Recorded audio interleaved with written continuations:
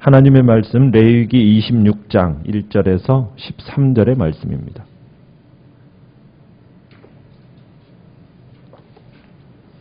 레위기 26장 1절에서 13절까지의 말씀을 교독하겠습니다. 너희는 자기를 위하여 우상을 만들지 말지니 조각한 것이나 주상을 세우지 말며 너희 땅에 조각한 석상을 세우고 그에게 경배하지 말라. 나는 너희의 하나님 여호와임이니라.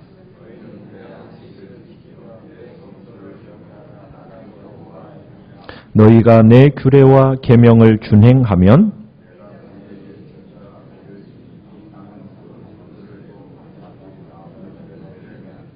너희의 타작은 포도 딸 때까지 미치며 너희의 포도 따는 것은 파종할 때까지 미치리니 너희가 음식을 배불리 먹고 너희의 땅에 안전하게 거주하리라.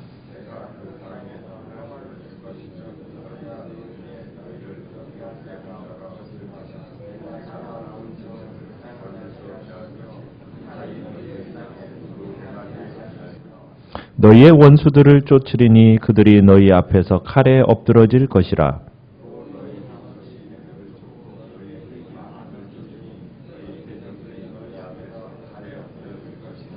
내가 너희를 돌보아 너희를 번성하게 하고 너희를 창대하게 할 것이며 내가 너희와 함께 한 내 언약을 이행하리라.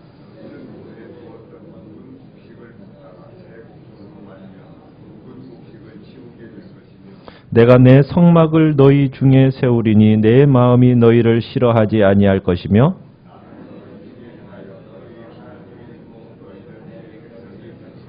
같이 읽습니다. 나는 너희를 애굽 땅에서 인도해내어 그들에게 종된 것을 면하게 한 너희의 하나님 여호와이니라. 내가 너희의 멍에에 빗장을 부수고 너희를 바로 서서 걷게 하였느니라.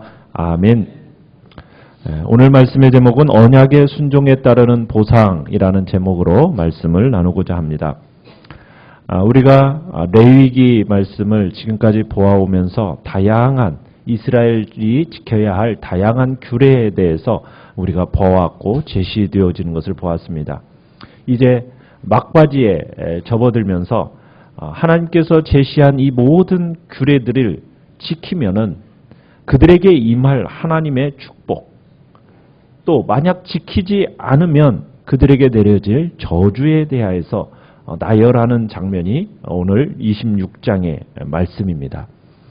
하나님께서 모세에게 율법을 딱 제시하게 하신 다음에 생명의 길이 무엇인지 그리고 죽음의 길이 무엇인지를 보여주면서 그 길을 너희가 택하라 이렇게 권면하고 있는 겁니다. 자, 논리적으로 생각하면은 이스라엘 백성들이 지금 이제 생명의 길, 축복의 길 이것을 딱 제시해 주면은 어디를 뭘 선택하며 사는 것이 당연하게 보입니까? 당연히 하나님의 말씀, 그 율법을 준수하며 살아가는 것이 당연한 것처럼 보이지 않습니까? 그런데 26장을 우리가 읽어보면 그 26장 전체 속에는 하나님의 안타까움이 서려 있다라는 것을 우리는 보게 됩니다. 왜 그러느냐면 하나님은 이스라엘 백성들이 축복의 길을 선택하는 것이 아니라 도리어 저주의 길을 선택하고 그로 인하여 심판할 날이 다가오고 있음을 어떻게 보면 보여주고 있는 겁니다. 축복에 대한 이야기보다 저주에 대한 이야기가 더 깁니다. 하나님의 안타까움이 이스라엘 백성들을 향하여 그 마음에 서려 있는 장면이 바로 26장인 거예요. 첫 번째 이제 하나님께서 명령을 1절로 2절에서 주십니다. 크게 4개의 명령으로 이제 26장이 시작되어지는데 2개는 하라는 긍정의 명령이요. 또 다른 2개는 하지 말라는 부정의 명령입니다. 이 4가지 명령은 어떻게 보면 10계명 첫 4계명의 요약문이라고도 할 수가 있습니다. 이 명령문들이 주님의 백성의 하나님에 대한 의무를 정의하고 있다고 해석할 수 있는 거죠.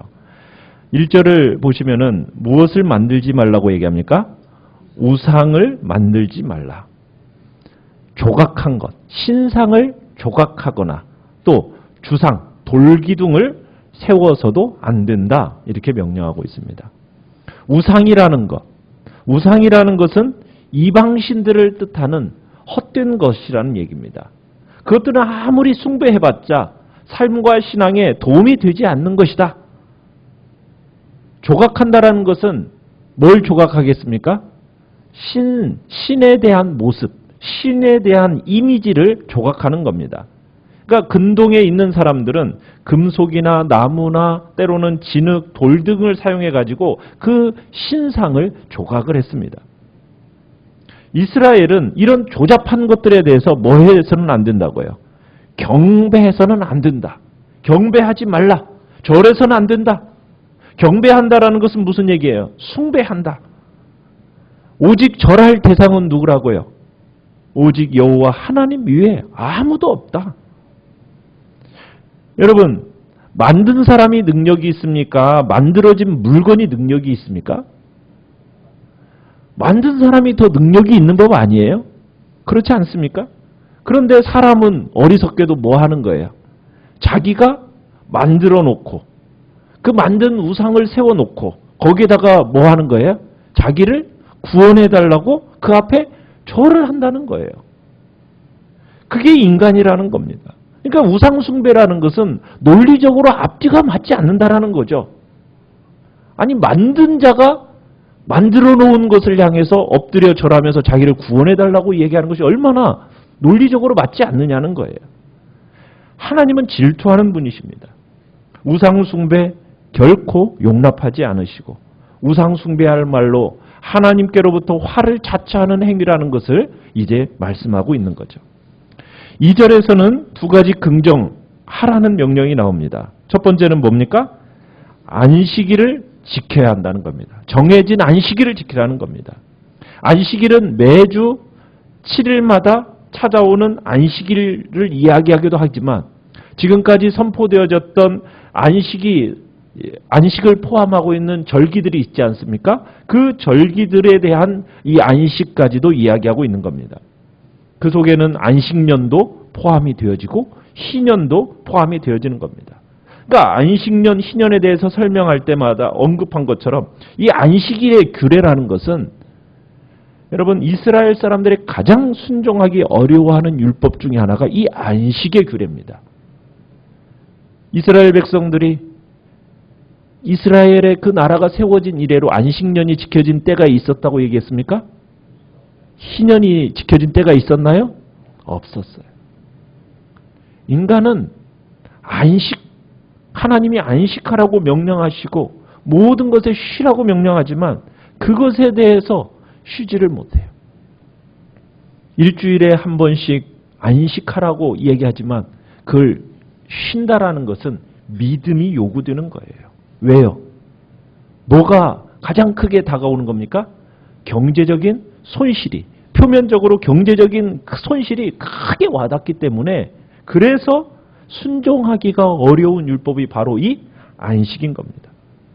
그러니까 하나님에 대한 철저한 믿음이 없으면 이 율법을 지키는 것은 사실상 불가능하다는 거예요. 그래서 하나님께서 이 안식일의 절기, 하나님이 요구하시는 순종의 상징으로서 이 안식일을 지킬 것을 지금 명령하고 있는 겁니다. 두 번째로는 또 뭘 얘기합니까? 내 성소를 경외하라. 하나님께 예배드리는 그 성소를 경외하라. 안식일의 절기들을 잘 준수하라는 이 명령이 믿음을 요구한다면 성소를 경외하라는 이 명령은 거룩한 것, 속된 것, 이것을 구별하라. 거룩한 삶, 구별된 삶을 요구하고 있는 것이죠. 자, 그러면서 3절로부터 13절까지는 6가지의 축복, 그 축복을 이야기를 하는데 그 전제는 무엇입니까? 3절의 전제가 뭐예요? 규례와 계명을 준행하면, 순종이 전제 조건입니다. 하나님의 명령과 말씀에 순종할 때 누리게 되는 축복들, 그 모든 것의 조건, 만일이라는 조건으로 시작이 되는 겁니다. 이스라엘이 신실할 동안에는 축복이 그들에게 임할 것이지만 그들이 하나님께 등을 돌리는 순간 그 모든 축복은 언제든지 회수될 수 있다라는 거예요. 첫 번째 축복은 무엇입니까? 4절에 보면은 철을 따라 내리는 비입니다. 비가 철 따라 내린다는 거예요. 가나안 땅은 이른 비와 늦은 비가 제때에 주어져야만이 풍년이 옵니다. 왜냐하면 건기와 우기가 뚜렷하게 구분되는 땅이 이스라엘 땅이에요. 10월에서부터 이듬해 4월까지는 우기입니다. 이 우기에 비가 이른 비, 늦은 비 이게 와야 돼요. 그렇게 돼야만이 이 건기로 이 우기에 곡식이 자라는 겁니다. 그리고 건기에는 무슨 일이 있겠어요? 그 열매들이 잘 익는 거예요. 그런데 이 농사를 결정짓는 것이 뭐라고요? 이른 비와 늦은 비가 바로 그 농사를 결정짓는 겁니다. 그런데 하나님께 순종하면 철 따라 적절한 비를 축복으로 내려주시겠다고 지금 약속하시는 겁니다. 그 땅에는 물이 귀하거든요. 그 가나안의 기후를 감안하면 사람의 생존을 결정할 수 있는 가장 중요한 축복이라고 이야기할 수 있는 겁니다. 두 번째는 6절에 보시면은 뭘 주신다고요? 그 땅에 평화를 주신다고 얘기하고 있습니다. 그 땅에 평화가 깃든다는 거예요. 전쟁이 멈추어집니다. 주님의 백성의 생존을 위협할 수 있는 모든 요소들을 어떻게 해주시겠다고요? 제거해 주시겠다는 겁니다. 어떤 것도 이스라엘을 공포에 떨게 하거나 위협할 수 없다라는 거예요. 하나님이 그러한 모든 것 다 어떻게 해주시겠다고요? 제거해 주겠다. 적들의 침입을 막아 전쟁도 없게 해 주겠다. 6절에서 또 뭘 제거해 주신다고요? 그들이 사는 땅에서 사나운 짐승들을 제거해 주시겠다. 이스라엘 백성들이 가나안 땅에 딱 입성하고 난 후에 가나안 지역에는 뭐가 있냐면 사자, 곰 그런 것 같은 사나운 짐승들이 그 땅에는 있었어요. 그곳에서 양을 쳐야 됩니다. 밭을 일구어야 됩니다. 그런데 그런 종종 들짐승들로부터 위협을 받곤 했다는 얘기예요. 그런데 하나님께 순종하면 그 사나운 짐승들을 두려워할 이유가 없다라는 거죠. 그 짐승들이 사람을 해치지 못하도록 하나님이 어떻게 해주시겠다고요? 다 조치를 취해 주시겠다는 거예요. 7절로 8절을 보면 네 번째 축복은 뭐냐면 전쟁에서 승리케 하시는 겁니다. 하나님께 순종하면 그들이 원수들을 대적해서 싸울 때 5명이 몇 명을 쫓는다고요? 100명을 쫓고 100명은 10,000명을 상대로 승리할 거라는 얘기입니다. 성경에서 강조하는 바가 뭐냐면 전쟁은 누구에게 속한 거다? 여호와께 속한 것이다.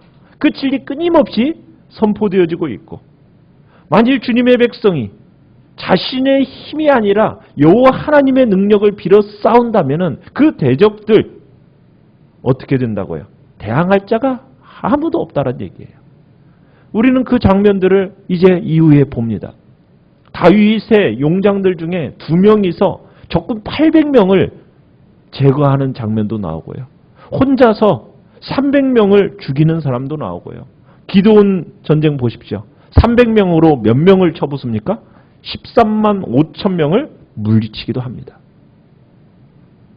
전쟁은 여호와 하나님께 속한 거란 얘기죠. 5번째 축복은 9절로 10절에서 번성하는 자손, 풍요로움을 이야기하고 있습니다. 그러니까 이스라엘이 가나안 땅에서 한 민족으로, 한 국가로 정착하려면 인구가 어떻게 돼야 돼요? 인구가 꾸준히 성장해야 됩니다. 요즘에 우리나라는 두려워하잖아요. 그죠? 우리나라의 인구의 감소가 점점 줄어들어서 이제는 더 이상 이 맨파워라는 것은 무시할 수 없는 거거든요. 중국이 왜 두렵습니까? 중국은 그만큼 사람이 많으니까 그러는 거예요. 그러니까 이 땅도 어떻게 보면은 인구가 줄어든다라는 것은 참으로 우리에게 경고가 되는 거예요. 하나님의 말씀에 순종하면 많은 자손을 주시겠다는 거예요. 풍요로운 삶을 살게 하시겠다는 겁니다. 심지어는 어떻게까지 얘기하고 있습니까? 10절에 전년에 추수한 곡식 미처 다 먹지 못했는데 뭐가 또 와요? 햇곡식을 창고에 들이게 된다는 거예요. 옛날에 우리 보릿고개 있지 않았습니까? 그것이 다 떨어지잖아요. 새곡식이 나오기 전에. 그런데 하나님께서는 어떻게 해주신다고요? 묵은 곡식 다 먹기도 전에 햇곡식이 들어오도록. 그만큼 이제 농부들의 꿈이 이런 거 아니겠어요? 이스라엘이 순종만 하면은 이런 일들이 현실로 나타날 거라고. 하나님이 보장해 주신다고. 내가 너희와 함께. 마지막에 보면 9절 마지막에 이렇게 얘기하죠. 내가 너희와 함께 한 내 언약을 이행하리라. 하나님이 약속하신 거 꼭 지킨다. 그 강조하고 있는 겁니다. 11절로 13절에서는 여섯 번째 축복은 하나님의 임재입니다. 하나님의 말씀에 순종하고 그 언약을 잘 준수하면 하나님이 그들 중에 거할 거란 얘기입니다. 하나님의 임재를 상징하는 성막이 이스라엘 회중에 세워질 거라고. 하나님이 그곳에 머물 거라고. 그리고 하나님께서 회중과 함께 거니실 거라고. 그렇게 지금 약속하고 있는 겁니다. 하나님이 이스라엘 회중에 거하시는 한 그들은 12절처럼 나는 너희 중에 행하여 너희의 하나님이 되고 너희는 내 백성이 될 것이다. 여러분, 하나님의 백성이 갈망하는 가장 큰 축복과 영광이 무엇입니까? 하나님의 임재가 충만한 거 아니겠어요? 그죠? 교회 안에 무엇이 가장 큰 축복이에요? 하나님의 임재가 가득한 것이 그 큰 축복 아닙니까? 바로 이스라엘에게 이런 축복이 임할 것을 이야기하고 있는 겁니다. 어떻게 보면 구약은 다 물질적인 것, 그런 축복으로 보여지지 않습니까? 왜 구약에는 이런 물질적인 축복으로 보여지는 걸까요? 구약의 백성들은, 이스라엘 백성들은 유아기적이기 때문입니다. 그래서 시청각 자료가 필요했던 거예요. 그러나 신약을 살아가는 우리에게 있어서 진정한 축복은 무엇일까요? 물질적인 축복을 통해서 뭘 보기를 원하시는 겁니까? 영적인 축복을 보기를 원하시는 거예요.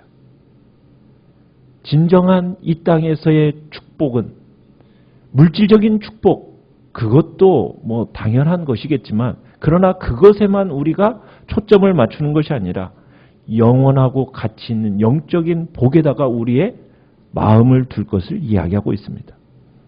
하나님은 우리에게 필요한 거 공급하여 주십니다. 채워주십니다. 자기 백성에게 좋은 거 정말 주기를 기뻐하시는 분이 하나님이세요. 우리가 생각하는 것, 구하는 것 이상으로 채워주시는 분이 하나님이십니다. 하나님은 자기 아들도 아끼지 아니하시고 우리 모든 사람을 위하여 내어주시니가 어찌 그 아들과 함께 모든 것을 우리에게 주시지 않겠느냐 말씀하신 것처럼 하나님은 우리에게 정말 말할 수 없는 풍성함으로 채워주십니다. 그러나 우리의 초점은 물질적인 것에만 초점이 맞춰질 게 아니라 궁극적인 복이 뭐라는 것을 기억해야 됩니까? 영적인 복이라는 것을 기억해야 됩니다.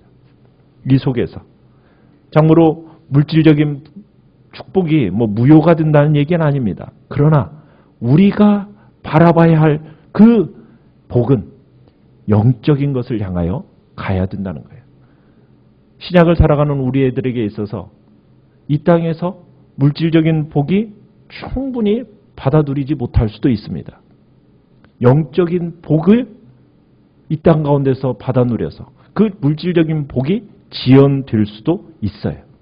그러나 우리의 최우선순위는 무엇이 되어야 됩니까? 이 땅에서 우리는 하나님께서 내 모든 필요 채워주실 것이다라는 신뢰와 하나님에 대한 의지와 그런 자에게 하나님이 주시는 하나님의 놀라운 복이 있고 마침내 우리를 위해서 예배해 놓으신 영광스러운 하나님의 나라가 있고 새하늘과 새 땅이 있다라는 것을 우리는 바라보면서 그곳에서 누릴 것에 대해서 약속을 바라보며 살아가는 것이 이제 신약을 살아가는 우리들의 자세인 겁니다. 주님은 신실하고 경건하게 살아가는 하나님의 백성들에게 복을 약속하고 계십니다. 오늘 한 날도 우리에게 주실 하나님의 복이 무엇인지 다시 한번 기억하면서 정말 우리는 말씀에 따라 정말 순종하고 그 말씀 따라 준행하는 그 복된 자리에 내가 서겠다고 주님 앞에 결단하면서 이 시간에 나아가시